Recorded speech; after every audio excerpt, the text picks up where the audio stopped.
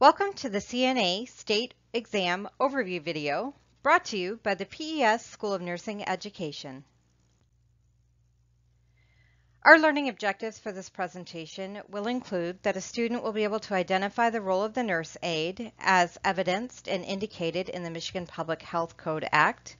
Students will be able to identify the steps and responsibilities for certification.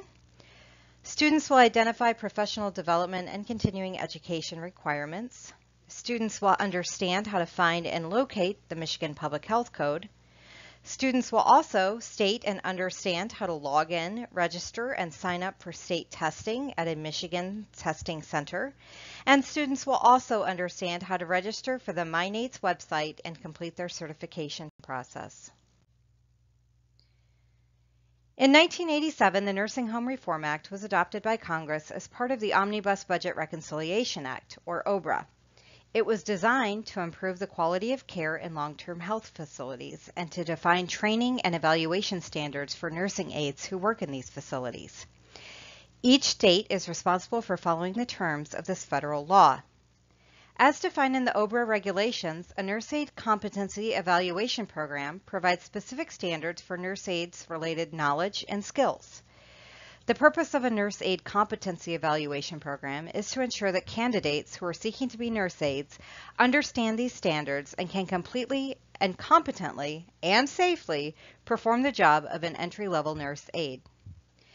This overview video is going to describe the process of taking the nurse aide competency examination and is designed to help prepare candidates for testing. Note that there are two parts to the nurse aide competency examination: a multiple choice knowledge test and a skills test. Candidates must successfully pass both parts of the nurse aide competency exam to be identified and listed on the Michigan Nurse Aide Registry. State testing is completed with Headmaster, LLP. They are a third-party test administrator. Therefore, any and all questions related to state testing must go through Headmaster. PES is not able to assist you or help you with anything related to state testing, so please don't reach out to our staff because we're going to have to refer you back to Headmaster. Now, the Michigan Nurse Aide Registry, or the MyNAR, lists the name of the nurse aides who, through training, testing, and experience, have met federal and/or state requirements to work as a nurse aide in Michigan. The registry includes substantiated findings of nurse aide abuse, neglect, misappropriation of resident property, or exploitation involving a nurse aide at a Michigan Department of Licensing and Regulatory Affairs regulated facility. A nurse aide candidate, upon successful completion of training, passing both the knowledge and skills portions of the competency exam, and meeting all federal and state requirements, will be listed on the MyNAR. A newly trained nurse aide candidate must successfully pass both the knowledge and skills exams within 24 months of successfully completing a training program. Once placed on the Michigan Nurse Aide Registry, it's your responsibility to maintain your demographic information so that renewal notifications and alerts can be delivered to you in a timely manner. You must renew electronically by signing into your TMU account at mi.tmutest.com. You'll use your username or email and password to sign in.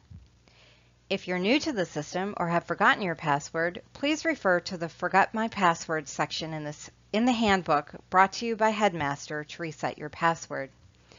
If you need assistance signing into your record, please call Headmaster at 888-401-0465. Renewal reminders will be emailed to your email address of record or texted to your SMS-capable phone directly from Laura, so it's very important to also keep your contact information up to date in MyNATES. Renewal notifications are sent out about 60 days before your certification expiration.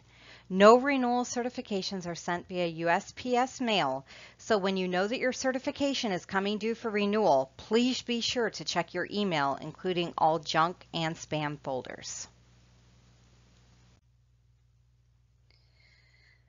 So for renewal requirements, and in order to be eligible to renew your CNA certification, you have to renew your certification every 24 months. To be eligible to renew, you must work for pay as a nurse aide, performing nursing or nursing-related services at least 40 consecutive hours during the previous 24 months. Nurse aides with misconduct restrictions on the registry will not be eligible for renewal. You will renew your certification on the MyNATES website, and that was activated in July of 2023. Under federal regulations, a nurse aide becomes ineligible for employment if they do not perform at least 40 hours of nursing-related services for pay in a healthcare setting during the 24 consecutive months leading up to renewal. If you are more than 2 years out of date, you will also need to retake a state-approved nurse aide training program in order to be able to test again and to become recertified. Michigan does recognize reciprocity, so for applicants that currently hold a nurse aide certification in another state, the state of Michigan will grant reciprocity. Candidates seeking reciprocity must be in good standing on a nurse aide registry in a state that meets the Michigan requirements for reciprocity to be eligible for certification in Michigan. A candidate that has passed training and testing in one of the eligible states is eligible to apply for Michigan CNA certification. Reciprocity into the state of Michigan will cost $40. Any candidate that did not undergo training and testing from an eligible state is not eligible for reciprocity. If you're a nurse aide candidate from one of the states listed on the State of Michigan website who has completed a training program but have not successfully completed the competency exam, you will be required to successfully complete the Michigan competency exam within 24 months of your documented completion of training in another state that Michigan has approved reciprocity with. Now, the Michigan Department of Licensing and Regulatory Affairs and Headmaster provide reasonable accommodations for candidates with disabilities or limitations that may affect their ability to perform the nurse aide competency examination. Accommodations are granted in accordance with the Americans with Disabilities Act. If you have a qualified disability or limitation, you may request special accommodations for the examination. Accommodations must be approved by Headmaster in advance of examination. The request for accommodation forms can be found on Headmaster's website by clicking on the PDF fillable ADA accommodation form. Complete the ADA request with the required documentation and email this to michigan@hdmaster.com in order to be reviewed for an accommodation. ADA request forms submitted without supporting documentation of a diagnosed disability will not be accepted or reviewed. Please allow for additional processing time for your requests to be approved and authorized by Headmaster. State testing fees for the CNA examination are $175. Now, in order to get the price at $175, you do need to pay for both exams at the same time. Otherwise, each exam is $175 each. PES does not include state testing fees with our tuition, so these will be separately paid. If you're a sponsored student, your sponsoring organization should pay for your testing fees, so please reach out to your HR manager or education leader to determine how these fees will be paid for. If you are a PES student, please note that before you're going to be eligible to schedule your state exam, we do manual audits on every single student file before we mark you as eligible to test. This can take up to 1 week before you're going to be marked eligible in Headmaster's system, so please give us that time to go through, process everything, and get you marked as eligible because we want to ensure accuracy and that all data is complete in the system. If more than a week has passed and you're still not marked as eligible, then please feel free to reach out to a member of our team. Please rest assured that we are going to be getting this done as quickly as we can and that we have a lot of items to complete before we can be marked as eligible to test. Well, let's talk about scheduling your exam because this is kind of the culmination of everything that we've worked towards. So at this point, you should have received your login information from Headmaster that would have come via an email and a text. So please be sure to check your spam if this has not yet showed up. To schedule your exam, you're going to log on to mi.tmutest.com in order to schedule your exam, and from there you'll walk through the instructions that you were given to schedule your state exam. Now, as a reminder, you must schedule a test date within 24 months of the date of your training program completion. If 24 months have lapsed, you'll then need to take another state training program and complete your testing with Headmaster in order to be eligible. Now, as a reminder, there are 2 tests to take. You'll have your knowledge test and the skills test. Now, for the knowledge test, this can be done virtually at home or at a testing center. There are 65 questions on the test that you have to complete in 60 minutes. There are no allowances for this 60-minute time limit except for those using ADA accommodations, and you must pass the knowledge test with a 74% or higher score. For the skills test, these can only be completed in person, and you'll have 30 minutes to complete 3 to 4 skills. Skills are selected randomly from the computer, and you will not know what skills you have until the day that you show up.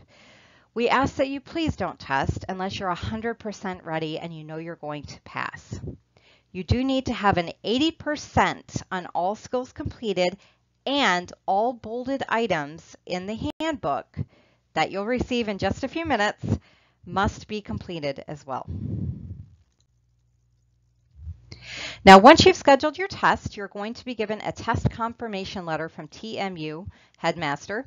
So please read this in full. Your test confirmation letter is going to provide you with important information regarding where you're scheduled to test, and that's going to include the date, time, address, etc. It can be accessed at any time from your TMU account. Now, the body of the test confirmation letter will also direct you to read the Michigan Nurse Aid Candidate Handbook for important information regarding test day. We have a link to this handbook on our website, and you can access it at any time. Please make sure to read this through. Failure to do so could result in you not being allowed to test. You could be marked as a no-show, and then you'd be forfeiting all of your test fees paid. Candidates who self-schedule online will receive their test confirmation at the time that they're scheduled. Many training programs will host and pre-schedule in-facility testing dates for their graduating students. We do not offer this service at PES, so our students are responsible for scheduling their own testing dates. Please remember to check your notifications in your TMU account for important notices regarding your selected test events and other information. If there are any emergencies that arise on your test date, TMU Headmaster will do their best to reach out to you to notify you of any changes. Now, all candidates are eligible to reschedule their test to a new test date up until 1 business day preceding a scheduled test day. This does exclude Saturdays, Sundays, and holidays. If you have to reschedule your exam date, please do so as soon as possible, and you can do this by logging into your TMU account with your email, username, and password. Please do not pull a no-call, no-show for your state exam. This, quite frankly, is one of the most unprofessional things a student can do. There is no excuse for it. There's no reason for it. And if you do this, you are going to forfeit all of the fees that you've paid to take your state exam. Also, if you do a no-call, no-show, this also counts as a failed attempt on your exam. So, let's say you have 3 attempts, you do 2 no-call, no-shows, then you're only left with 1 attempt to try to finish up and complete your state exam.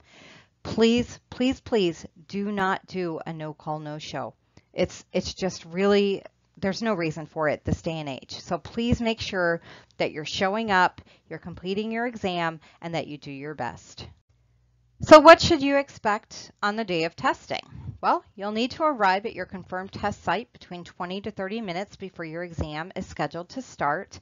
Testing will start promptly at the start time noted, and you'll need to make sure you're there at least 20 minutes prior to allow time to get checked in.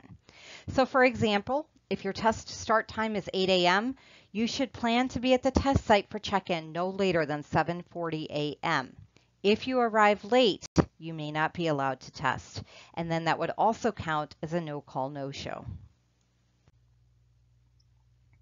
So what should you wear to your state exam? Well, scrubs are required. You have to be in full clinical attire. So that means that you need to be in scrubs, tennis shoes, long hair needs to be pulled back, and so on and so forth.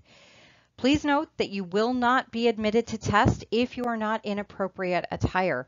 I have seen test examination proctors send students home who are not wearing proper attire. So they will do this and it will count as a no-show for you and you will have to pay to take another test. So please do not risk getting a no-show for not wearing the proper uniform. Another thing you need to bring with you is a United States government issued signed unexpired photo bearing the exact name that is on your Headmaster account. They will not allow any photocopies, faxes, or images. So you need to bring a driver's license, passport, state ID card, anything of that nature will suffice. So please make sure as well that it also matches the name that you have listed in Headmaster because they will verify that. And if the name on the ID does not match what is in the Headmaster account, the RN test observer will not let you test. So please ensure that that information has been entered into the system correctly. Test instructions for the knowledge and skills test will be provided in written format in the waiting area when you're signed in for your test. PDF versions, of course, are also available anytime from your smartphone or computer via the knowledge test and skill test instruction links on the Headmaster website. These instructions will detail the processes and what you can expect during your exams, so please read through the instructions before entering the knowledge test room or skill demonstration lab. Instructions will also be left in the waiting area during testing for you to refer to throughout your time at the testing site. The RN test observer and knowledge test proctor will ask you questions about the instructions, and if you have any questions, you can ask at that time. If you're taking your knowledge test virtually, the virtual knowledge test instructions can be found on the Michigan Headmaster website. The following policies are observed at each test site. Please plan to be at the test site up to 5 hours for a worst-case scenario. Testing will begin promptly at the start time noted on your confirmation. If you arrive late for your confirmed exam, then that will count as a no-call, no-show, and you will not be admitted to the exam room. Any exam fees will be forfeited and they will not be refunded. If you don't bring a valid and appropriate United States government issued ID, then you will not be permitted to test and your exam fees will be forfeited. So please make sure that your ID is correct and up to date. If you do not wear full clinical attire and appropriate shoes, you will not be permitted to test. Please make sure that you're dressed appropriately. Personal items such as water bottles, briefcases, large bags, study materials, extra books, papers, things like that are not permitted to be on or near you in the testing room. You'll be informed by the testing team of the designated area to place your personal items, and then you'll need to collect those items when you complete your test. For electronic devices such as cell phones, smartwatches, fitness monitors, electronic recording devices, Bluetooth connected devices, etc. are not permitted to be on or near you in either testing room. You will be informed by the testing team of the designated area to place those electronic devices, and you can collect them when you are done. Also, all electronic devices must be turned off, and you can also not use any recording devices during the test. If you're taking the knowledge exam virtually, please refer to the virtual knowledge exam options section of the handbook from TMU Headmaster. Anyone caught using any type of electronic recording device during testing will be removed from the testing room, have their test scored as a failure, forfeit all testing fees. They will be reported to the training program and the Michigan Department of Licensing and Regulatory Affairs. You're encouraged to bring a jacket, snack, or drink or study material to have while you're waiting to test. Foreign language translation dictionaries, translating devices, and non-approved language translators are not permitted to be used during testing. You may not remove any notes or other materials from the testing room, and you're not permitted to eat, drink, or smoke. That does include e-cigarettes or vape pens during the exam. You are not allowed to leave the testing room once the exam has begun for any reason. If you do, you will not be allowed back into the testing room to finish your examination. If you're discovered causing a disturbance of any kind, engaging in any kind of misconduct, or try to take any notes or testing materials from the testing room, you'll be dismissed from the exam, your test will be scored as a failed attempt, and you'll be reported to your training program and the Michigan Department of Licensing and Regulatory Affairs. Test sites are in Test Observer, knowledge test proctors, and actors are not responsible for candidate personal belongings at the test site. No visitors, guests, pets, or children are allowed. Service animals with an approved ADA accommodation in place are allowed. You may not test if you have any type of physical limitation, excluding prearranged ADAs that would prevent you from performing your duties as a CNA. An example of this would be that you break your leg the week before you test, you come in with crutches and a cast. Unfortunately, they will not allow you to test. So please contact Headmaster immediately if something happens, you're on a doctor's restriction, and let them know. They'll ask that you fax a signed doctor's order within 3 business days of your scheduled exam, and that will allow you to reschedule. If you have any other questions about restrictions, please refer to the Michigan Nurse Aid Candidate Handbook before your test day for any updates to testing and/or policies changes. Now for security, if you refuse to follow directions, use abusive language, or disrupt the examination environment in any way, your test will be stopped and scored as a failed attempt. You'll be dismissed from the testing room, you'll forfeit any testing fees paid, and a report of your behavior will be given to your training program and Laura. You will also not be allowed to retest for a minimum of 6 months. Anyone who removes or tries to remove test material or takes notes or information from the test site will be reported to the training program and Laura, and they may be subject to prosecution for theft to the full extent of the law. Please note that if you have a disruption of any kind, you will not receive a refund at all. So please make sure that you are following all of the rules and regulations set forth by Headmaster.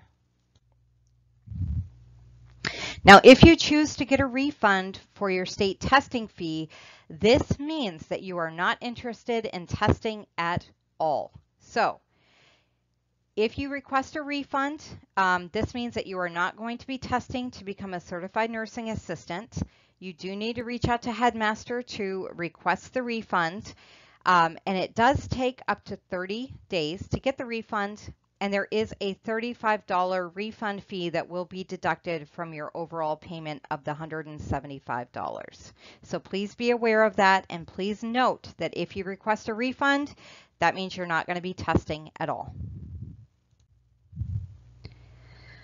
So occasionally there will be unforeseen circumstances that are beyond our control that may limit test dates or training dates for your examination. So Headmaster staff will make every effort to contact you using the contact information that you have on file to change your test date. There will not be a charge for this. A perfect example of this would be a massive snowstorm comes through and they have to cancel testing for that day due to safety reasons. Headmaster will reach out to you and get you scheduled for another day. So please, please, please make sure that your contact information is up to date in case Headmaster does need to contact you. Now, in the event that you fail the knowledge and/or skills portion of the exam, when you want to apply for a retest, you'll need to repay for the portion that you failed before you can schedule a new exam date. Now, sometimes we aren't successful on our first attempt, and that is okay. That is why you have 3 chances to take the test and pass. However, with that said, make sure that you're fully prepared for your next attempt. Make sure you're ready to go. Make sure you've had of everything. I know we all get test anxiety occasionally, so just know that that's okay. These things happen, and you do have multiple attempts to pass the examination. Please also note that you do have to pay an additional $175 fee per test when you go to retest. You'll just log into Headmaster's website, pay your state testing fee again, and then you'll be allowed to reschedule. So let's talk first about the knowledge test. Now you'll be required to present your ID when you enter the knowledge test room. And then if you enter the skills test lab separately, you'll also be required to re-show your ID at that time. Please keep your ID on you during the entire exam day. The knowledge test proctor will hand out materials and give instructions for taking the knowledge test. You'll have 60 minutes to complete the 65-question test. You will be given a notification when 15 minutes remain, and you may not ask any questions about the content, such as, what does this question mean, to the knowledge test proctor at all during the exam. The knowledge test proctor will have scratch paper and a basic calculator available for you to use during your exam. You must have a score of 74% or better to pass the knowledge portion of the exam. Electronic testing is used via an internet-connected computer, and this is utilized at all testing sites within Michigan. So the knowledge test portion will be displayed on a computer screen for you to read and key in your answers. You can also listen to the questions being read. That is an option for you to select when you're scheduling your knowledge portion. You can also take your knowledge test virtually from home. So the knowledge test proctor will provide you with a code at the test event to start your test. So you'll enter that code in, and then you will get started taking your test immediately. It's really a great process. But again, once you start that exam, you'll have 60 minutes to complete that. As a reminder, foreign language translation dictionaries, translator services, anything like that is not approved to be used during testing. All test materials, including scratch paper and calculator, need to be left in the testing room when you're done. Now, of course, if you're at home, you're welcome to just throw that stuff away. Anyone who takes or tries to take materials or notes from the testing center will be subject to prosecution. So please be mindful of that and leave that information there when you go. The knowledge test will consist of 65 multiple choice questions, and questions are selected from subject areas based on the Michigan Department of Licensing and Regulatory Affairs approved Michigan test plan, and they will include questions from all of the required categories as defined in the federal regulations. So the subject areas are listed here, and if you struggled with any portion of these during your coursework, these are going to be the areas that you're going to want to focus on when studying for your state exam. So again, you do have the option to take the knowledge exam virtually. So you'll look for that virtual exam option when you sign up. Candidates will need to have an updated version of Google Chrome as your internet browser. Internet Explorer and other browsers are not supported. You'll need a reliable Wi-Fi connection, a personal computer, tablet, or laptop, and then you'll use your email and username through Headmaster to go ahead and schedule the test. They will need to verify that you are alone in the room, that you don't have testing materials and things like that. And you will be on camera with a proctor the entire time. So they'll give you information on how to download their software in order to successfully take the examination. You'll make sure that's all set up and ready to go, and that you're ready to go for your virtual knowledge exam from home. Please make sure that you have a distraction-free and interruption-free area of your home that you're taking the virtual exam from. Now, there is also a skills test as part of the state exam, and the purpose of this test is to evaluate your performance when demonstrating LARA-approved nurse aid skill tasks. You can find a complete list of all of these skills in the Headmaster Handbook and on their website. So once you go into the skills test room, you're going to have to present your ID. The RN test observer is going to give you all of the instructions that you need, and you may not ask questions, though, once that skill test begins and the timer starts. The RN test observer and the actor also may not answer specific questions related to the exam. So if you're talking to the actor, though, and you say, hey, how's your day going? Of course, they can respond to that. But if you say, oh, did I do that correctly? The actor and the test observer may not answer those types of questions. Now, each of your skills will be randomly selected from the computer, and they will have different scenarios associated with them. And those scenarios will be read to you by the RN test observer immediately before you're asked to do each task. You're given a maximum of 30 minutes to complete your 3 or 4 tasks. After 15 minutes have elapsed, you're going to be alerted that 15 minutes remain during your test. Please listen carefully to all instructions given by the RN Test Observer. You may request to have any of these scenarios repeated at any time during your skill test up until you run out of time or until you tell the RN Test Observer that you're finished with your skills test. You must correctly perform all of the key steps. Now, these key steps are going to be in bold font, and they are listed on the Headmaster website. All of the skills are listed there. We also have a link to them on our website as well. So you will need an 80% of all non-key steps on each task assigned in order to pass the skills test. Now, let's say you've made a mistake while performing a task. All you need to do is tell the RN Test Observer, hey, I'd like to make a correction. You'll make that correction, demonstrate it correctly, and then you actually need to go ahead and complete the rest of the steps. Also, please note that you have to actually perform the skills. You may not just verbalize them. Now, is it a good idea to verbalize your steps as you're going through them? Absolutely, but you cannot just verbalize the steps. You have to actually complete them as you're performing them. The skills tasks are not order dependent, meaning you don't have to do them in the exact order unless they say before doing XYZ, then it would be required to be performed in that order. But for the most part, you can do them in the order, and then the RN Test Observer will let you know. Once you're done with your skills, you'll let the RN Test Observer know that you're finished, and they'll move you into the designated relaxation area.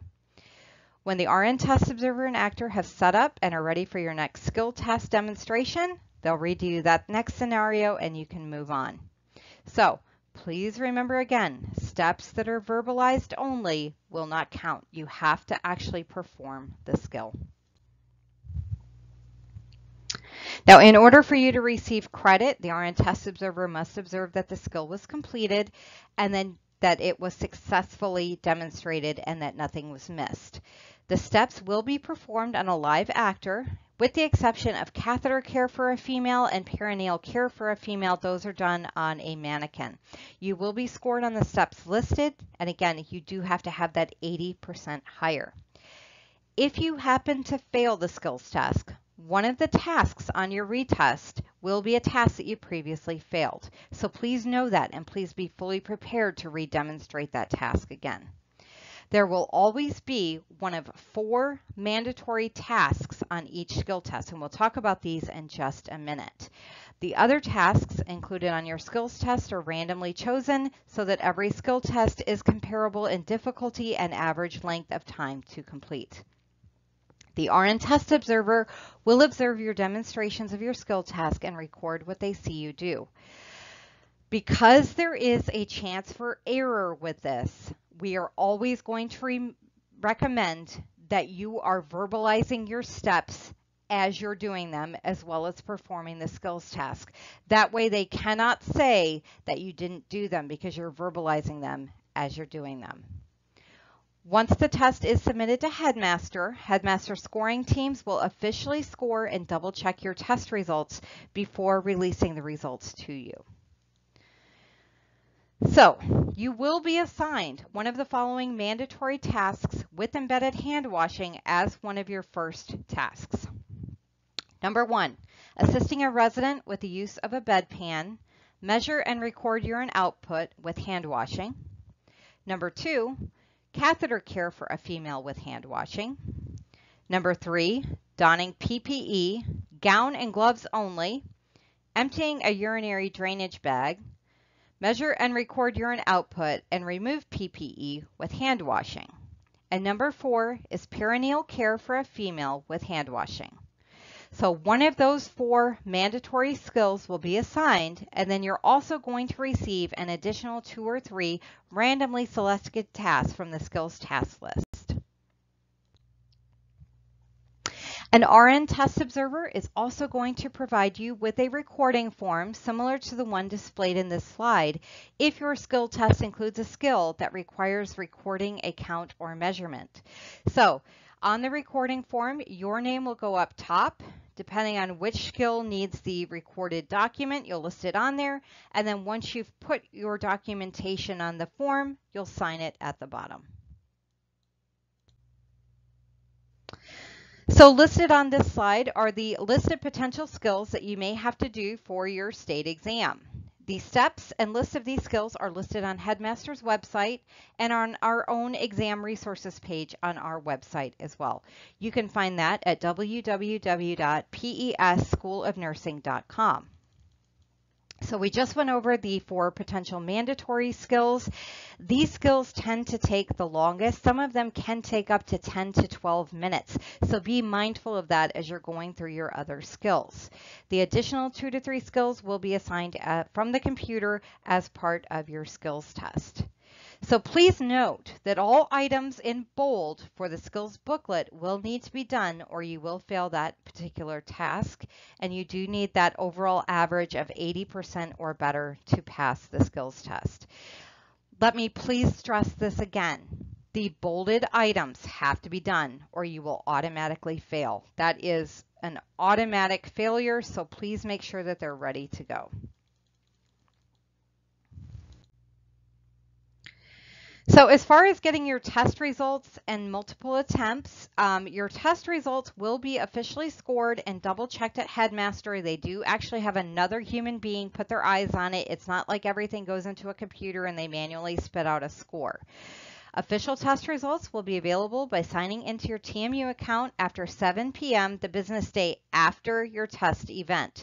So if you're testing on Monday, you can sign in on Tuesday after 7 p.m. and get your scores.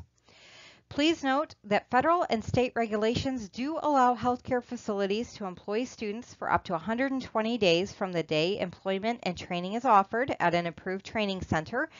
However, if you fail the 3 attempts on either portion of the state competency exam, the facility is no longer allowed to employ you to perform nurse aid duties until you have actually passed the examination. So you will have 3 attempts to pass the knowledge and skills portion within 24 months of the completion date of your nurse aid training program. So the next step that you're going to have to do once you've passed both the knowledge and skills portion of the exam is to register with Laura on the MyNATES website. This is a requirement to get your certification. Your certificate will not be issued until you sign up for a MyNATES account and you pay the $40 registration fee in order to receive your certificate. Now, this is a new fee that was implemented in July of 2023, and it was increased to the $40 now fee in March of 2024. So the state took over this hosting. It was previously hosted with Headmaster. So as such, they require that you register on the MyNATES website and pay that additional $40 fee. So please make sure to save this MyNATES information because this is also the same website and information that you will use when you have to renew your CNA certification. There is a link to MyNATES on our website under the state exam resources where you can directly click to log into MyNATES, set up an account, and get that certification. So listed here is the contact information for Headmaster, and as a reminder, any and all testing questions must go through Headmaster. I cannot stress this enough. We are unable to help you with any questions related to state testing. We're considered a third party, and as such, Headmaster will not recognize us in any attempt to assist you, so you have to reach out to them directly on your own for assistance. Trust me, we'd love to help you if we could, but as a third party, we're not allowed to. So please reach out directly to Headmaster with any questions that you may have. Now on our website, we have a whole host of state exam resources, including practice exams, YouTube videos, vocabulary items, links to all of the handbooks, the skill steps, absolutely everything. So with that said, please make sure that you're fully prepped and ready for your state exam, and don't schedule if you aren't 100% ready to take that exam and pass. We want all of our students fully confident and able to pass with ease. We're here to help, and we want to help you be successful on your state exam. So again, we're not able to help you with anything related to that, but we do have a lot of resources that we're very, very happy to give to you in order to help you be successful on that exam. So at this time, we would like to open it up to any questions, comments, or concerns that you may have about the state exam. Again, we're very happy to help you in any way that we can before the exam process starts.